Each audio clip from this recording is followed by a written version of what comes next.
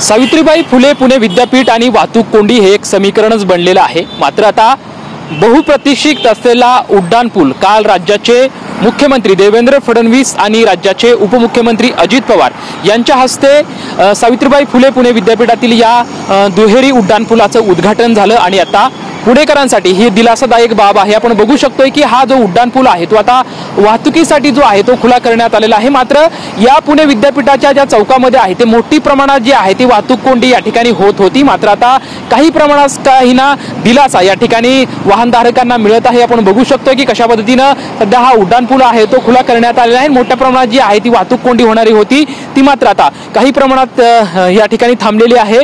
या दुहेरी जे उड्डाण पूल आहे त्या दुहेरी उड्डाण पुलामधलं एक जी मार्गक्रमणिका आहे त्याचं जे वाहतुकीसाठी खुला करण्यात आलेला आहे। मात्र जी दुसरी मार्गक्रमणिका आहे ती मात्र आणखी 2 महिन्याच्या कामकाज पूर्ण झाल्याच्या नंतर ती सुद्धा वाहतुकीसाठी खुली करण्यात येणार आहे। मात्र सध्या वाहनधारकांसाठी हा मोठा दिलासादायक क्षण आहे की आपण बघू शकतोय की खरं तर पुणे विद्यापीठामधून शिवाजीनगर शहर असेल, सेनापती बापट रोड असेल किंवा शहरातून बाणेर असेल किंवा पाषाण असेल अशा ठिकाणी मोठ्या प्रमाणात जी असते ती वाहनधारकांची मोठी हे जा असती आणि मोठ्या प्रमाणात या ठिकाणी वाहतूक कोंडी होत होती। मात्र सध्या उड्डाण पूल जो आहे तो सुरू करण्यात आला, कारण तर बहुप्रतीक्षित असा हा उड्डाण पुलाचं काम जे होतं ते रखडलेलं होतं। मनसे असेल किंवा काँग्रेस असेल यांच्याकडून सातत्यानं उड्डाण पुलाचं जे उद्घाटन आहे ते प्रलंबित होत आहे, त्याला उशीर होत आहे असा आरोप जो आहे तो करण्यात आलेला होता। मात्र काल या उड्डाण पुलाच्या उद्घाटनाचा मुहूर्त अखेर मिळाला आणि आता सध्या आपण बघू शकतोय की हा उड्डाण पूल जो आहे तो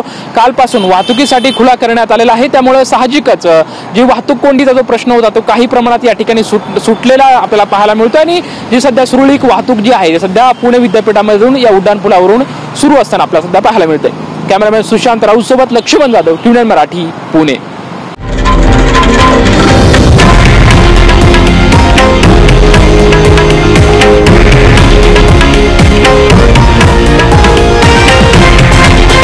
हे आहे देशातील नंबर 1 न्यूज नेटवर्क आणि आपण पाहत आहात TV9 मराठी, एकमेव।